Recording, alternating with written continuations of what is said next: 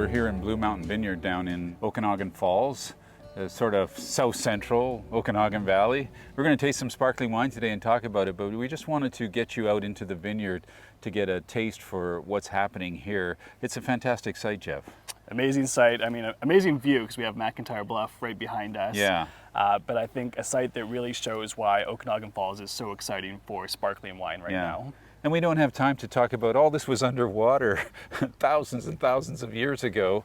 And then when the dam broke at McIntyre Bluff, this is what we got. Hillsides, perfect for growing wine, and in this case, grapes for sparkling wine. And an interesting fact is we see the valley really narrow at this point too. Yeah. And so we have elements further north, further south where the valley opens up. Well, in Okanagan Falls, it really squeezes together. As a result, we have a really strong wind that comes through, cooling down the vineyards. It's why even though we're about an hour south of Kelowna, we have really similar temperatures counterintuitively to what you'd find in Kelowna, making it really well suited to sparkling wine. We open our tasting with the McKechnie 2018 Blanc de Blanc from Noble Ridge, a winery just 2 minutes northwest of our tasting as the crow flies. Jeffrey and I look at what to expect in a typical Blanc de Blanc and why magnums are the ideal size for champagne slated for long-term aging. So Jeff, this was a big deal wine at the National Wine Awards. This was a gold medal winner, very high scoring gold medal at the 2024 National Wine Awards. Blanc de Blanc, 100% Chardonnay, coming from Okanagan Falls. Let's stop there. What is a Blanc de Blanc to you? Like, what should people be looking for when they buy a wine like this?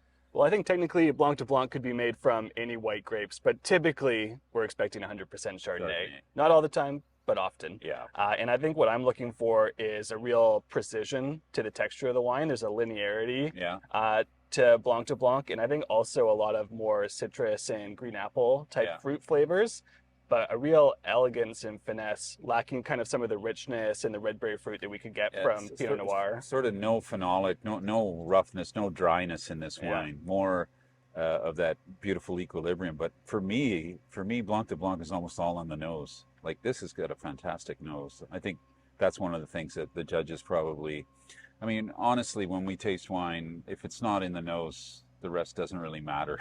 Yeah. So the start on this, like, this is a beautiful nose, bit of that citrus, a little bit of floral, but all of that leesy character. Like, for people who don't maybe understand lees, because it's often talked about as a texture builder. Am I not right about that? But it also, that creaminess also seems to give off this scent or flavor in the wine. Yeah, there's two different things happening. So we could have aging on lees or sur lie if we're doing a barrel-aged Chardonnay, for example, which is giving us that rich, creamy texture. And then I think something like this Blanc de Blanc, what we see is the use of lees, but adding something different, which is that autolytic character. Yeah. So it's after 12 or 18 months in bottle that you begin to develop some of those more toasty, brioche-like characters. Yeah. And this is a 2018, so it's already 2024, and the wine is tasting very fresh. Yeah, and I think that to me is one of the hallmarks of Blanc de Blanc, is they're very age-worthy wines with a lot of longevity. Yeah. And, we think of Chardonnay, it's very much a winemaker's grape, right, is the classic expression, because it's a bit of a blank slate. And that's why I think it works so well with sparkling wine, because you can start to build on, like you were saying, you have that floral character, the citrus, green apple, but also that really pronounced autolytic character as well. And it probably shows more in Blanc de Blanc than almost any other styles of wines. Yeah. And it probably sounds goofy to young people, but that song "Tiny Bubbles," this is what this is all about. Like, when you put this in your mouth, there's no foaming. Like, people drink Prosecco, it's great in the afternoon, but it's a foamy wine. It's a little bit sweet. This is really refined. I think you mentioned the word earlier. And of course, it's in Magnum. We didn't mention that. That's another key to its ageability. They say that this is the absolute best size of bottle for sparkling wine. It tastes like a 10-year wine to me, no problem. I mean, it's just in the middle of its life, but it's so fresh. Yeah. I wouldn't worry about it in this Magnum, through 2030, 2035 maybe. Our next Noble Ridge wine is a 2019 sparkling rosé, aptly named the Pink One. Jeffrey and I explain why getting the color right can be tricky. So the rosé is a different story, different grape, Pinot Noir. But we know that, what do you think about, I'm a Pinot Noir, Chardonnay, sparkling wine kind of guy. Maybe some Meunier as well, but I'm not sure about all the other varieties. People have fun with them. Maybe Chenin Blanc does well here, but this Pinot Noir is really an interesting variety for rosé. And it gets the color. And what do you think about that? I love this color. Yeah, beautiful color. And I think sparkling rosé is one of the most challenging categories of wines to make because of the color. Because again, we have to keep in mind this is aging on the lees for 2+ years, plus time in bottle, because this is 2019. And so, we're looking at a wine that still has kind of a beautiful, more salmon color, but you need to be careful that you don't have a wine that's brown when it actually goes to market in 5 years' time in this case. So very challenging to make. And the people who do it well can really understand how to make it properly. People think of, everybody talks about Pinot Noir being a lighter style wine, sort of blah, blah, blah in that category. But when you compare it to Chardonnay, this wine has more phenolics and it has just a bit more weight. Like it's a different kind of wine than a Blanc de Blanc. And I think you get more of that red berry fruit coming through. Yeah. And to me, that's what I'm looking for in high quality sparkling rosé. That beautiful expression of fruit, but balanced with some of that toasty autolytic character from aging on lees like we see here. Yeah. They're both food-friendly style wines, but they're different, for sure, different kinds of food for it. Like the second wine is, you could almost take this, you can just do something a little slightly heavier, perhaps, maybe more salmon, more of that sort of side of the brook. Well, the other one is more of an oyster wine for me, but they both have a path, a food path. Yeah, absolutely. And I think this is made in that classic brut style, so dry, but there's a little bit of dosage just to balance out the acidity, and so it makes it really approachable as an aperitif, I think, as well. We have Blue Mountain as the pioneers for sparkling wine in Okanagan Falls, but I think Noble Ridge is kind of following that path with a really strong portfolio of sparkling wines. It's not just these two. I mean, we've highlighted 2 gold medal winners from the National Wine Awards, but they're making it an important part of their portfolio, and there's good reason to do that. Next, we assess the Blanc de Noir from Liquidity Wines, a fine art-dotted winery between Blue Mountain and Noble Ridge. We discuss the subtleties of Blanc de Noir versus Blanc de Blanc. We're moving on just down the street from Blue Mountain. We have Liquidity. This is the Reserve Brut, 100% Pinot Noir, made in the traditional methods. Primary fermentation in French oak barrels, so getting a little bit of a French oak imprint, and then 24 months on lees. Another sort of completely different style, which is actually we're, I don't know, a quarter kilometer away from these wineries, sitting here at Blue Mountain, and yet we have 3 very different wines right out of the gate, which is a good thing. Yeah, it gives a lot of different offers for customers or consumers. And I think the other thing is, Blanc de Blanc is a trendy style. I think if you talk to a lot of wine writers, a lot of people working in the trades, given any option, they'd pick a Blanc de Blanc. But I think Blanc de Noir is a really exciting, more up-and-coming category. It's not that it's new, it's been around for, forever. Yeah. But I think people are recognizing the quality of these wines and seeking them out. And I think we saw that at the National Wine Awards this year as well, where Blanc de Noir seemed to be one of the real standout categories in a way that maybe it hasn't been in the past. This doesn't say Blanc de Noir. I mean, we know it as one, but it doesn't say that. But it does say Brut. So I guess that message for most consumers is it's dry, Don't expect it to be anything but dry. But dry is not the same as fruity, and fruity is not the same as dry. But this wine is slightly more fruity. Let's talk about, we had the McKechnie before, which is bone dry and leesy. This has a bit of fruit, which is kind of nice, I think, for the price point and what people are looking for, but still it's dry. For me, I'm getting a combination of a bit of red apple, red berries, again, framed by that really subtle imprint of French oak, which is just a nice complement to the fruit. Well, this is a really, it's kind of like a workhorse, everyday sparkling wine, high quality, that people can, easily afford and enjoy. And don't have to wait until somebody's 50th birthday. Yeah, and I think it's not the most exuberant sparkling wine, but I think there's a nice kind of reserved, restrained character to it. It actually kind of reveals itself slowly in the glass that I'm really enjoying. I hate to call it a teaching wine, but it's the kind of wine where you can cut your teeth on sparkling wine and get all of the components, suss them out and then move on. What about where we are in Okanagan Falls? When we're looking for great places to make sparkling wine, we're typically looking towards cooler climates. And part of that is, we're going to be picking these wines or this fruit early. to retain acidity and also to give us more of a blank slate to build that autolytic character onto. Yeah. And so we think of the Okanagan Valley. Well, the Okanagan Valley in a lot of places is quite hot, Yeah. too hot, I would argue, to produce great sparkling wine. Yeah. But there's pockets of exceptions, and I think Kelowna would be one of those, and then Okanagan Falls would be another. Yeah. So part of it is that bright acidity that we find in Okanagan Falls, and I think part of it is just balanced fruit that we can pick early. So we're still getting this beautiful expression of fruit, but without producing fruity wines. Because if we wanted fruity sparkling wine, we just drink Prosecco, and that's not what we're after here. Yeah. Yeah. That's what we pay the money for. Exactly. Yeah. We wrap up our tasting of Okanagan Falls Sparklers with its benchmark producer, Blue Mountain Vineyard. We look at 3 labels that are setting the standard for sparkling wine in Canada. You know, one of the keys about Blue Mountain is that mountain over there, McIntyre Bluff. That's always sort of been the dividing line between the warmest part of the Okanagan in the south. And then this sort of is the start of the middle for me. I know it's not technically the middle, but maybe all the way up to the end of Summerland, that sort of area. And then, of course, there's the north. But so it's great to be here, Jeff. And you wanted to taste 3 different wines today. What's the strategy here?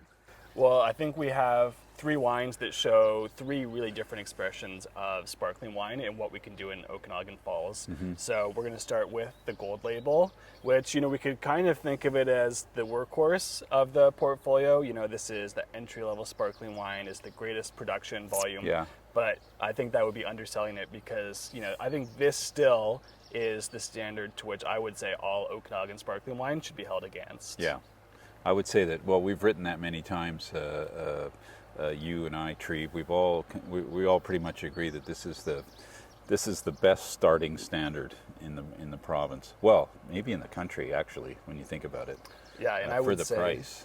We're under $35, and I Yeah. think it's not just about Canadian sparkling wine. Yeah. This has to be one of the best value sparkling wines you can find anywhere, Yeah. bar none, made in the traditional method. And I think, it really speaks to me how serious Blue Mountain is about sparkling wine. And part of it is, you can see on the back label too, as a consumer, this is non-vintage, but it Yeah. has a base vintage. And in this Yeah. case, you see it on the back label as 2019. Yep.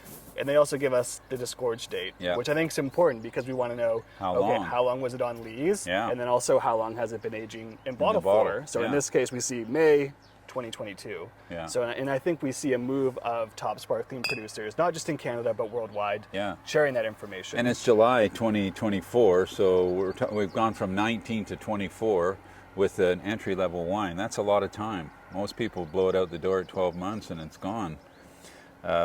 Yeah, well, very quickly, one of the things I learned early on about Blue Mountain, they hired a fantastic consultant way back when they started, a Frenchman he was working in California, but from France, and he was an expert in sparkling wine. His name will come to me at some point.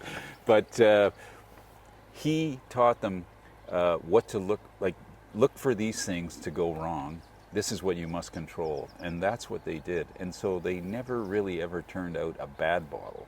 But so from the beginning, they were really focused on quality, and they didn't have these angular things sticking out. I mean, you taste this wine right now; it's so complete. That's the whole thing about this entry level. Well, we shouldn't even say entry level, gold level brut. It's just complete. It's not missing anything. Yeah, beautiful, elegant, expressive fruit. We're getting those autolytic notes that we talked about from aging on lees. Longer time on lees than we typically expect for Yeah. this price point.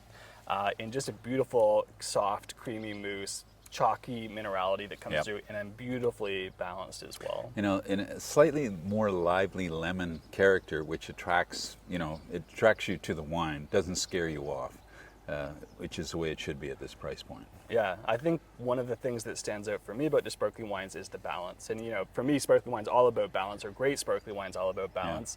And they're kind of really vervy and electric, but without being austere or too lean. And they just are right on that fine line. Yeah.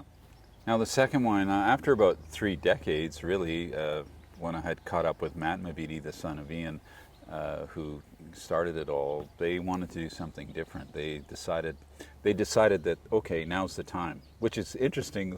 A lot of people are releasing some reserve or super wine, 8 months after they start in the business.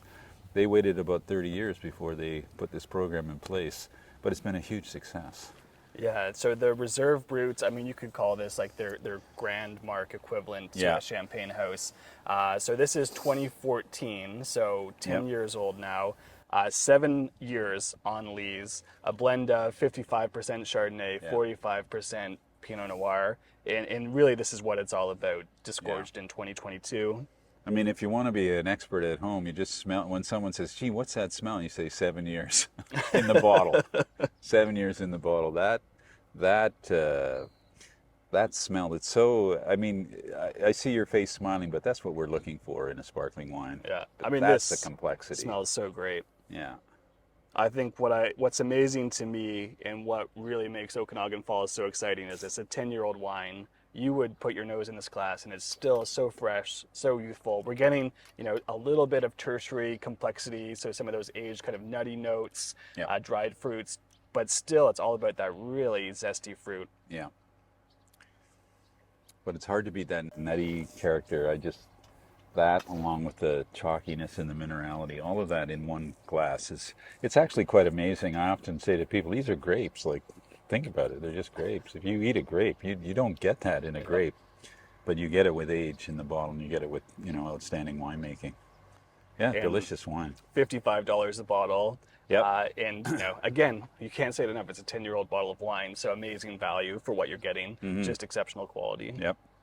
So bright too. Like when we say bright, when you look at the sheen on that wine, it's for that age, it's beautiful. Yeah. Very well done. Now the last wine is a very interesting wine, beginning with the color, which is almost non-existent. Just a faint hint of, would we say, the eye of the partridge, or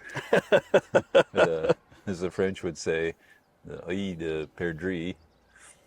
So I've been coming to Blue Mountain since 2015 was the first time I visited. And it really feels, without exaggerating, that the wines just keep getting better year after year after year. Yeah. And for me, one of the wines that really shows that best is the sparkling rosé. And I think over the last few years has really reached another level. To me, it's always been really good, but what I love about this is, you get that beautiful, bright, expressive red berry fruit, but there's an elegance and restraint here that I think really takes this to another level, framed by that autolytic character, time on lees again.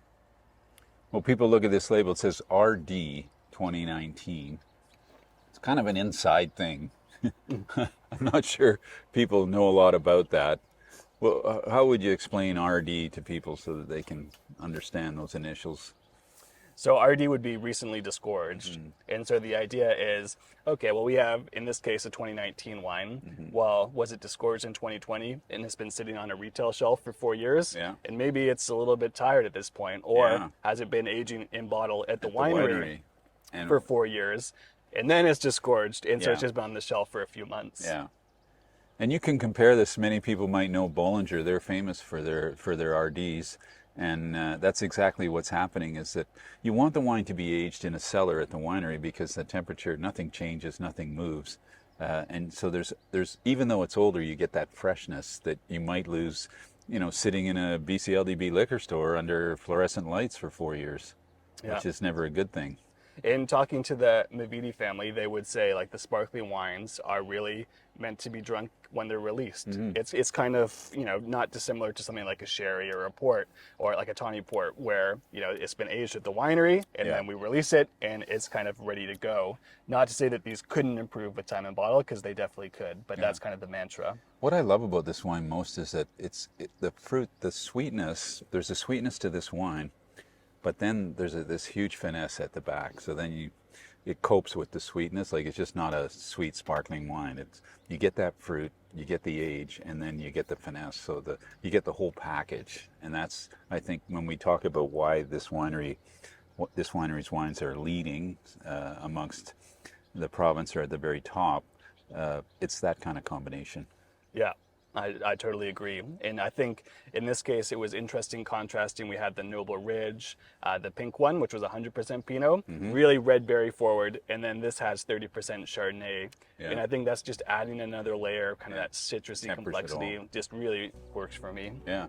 Let's do this again soon.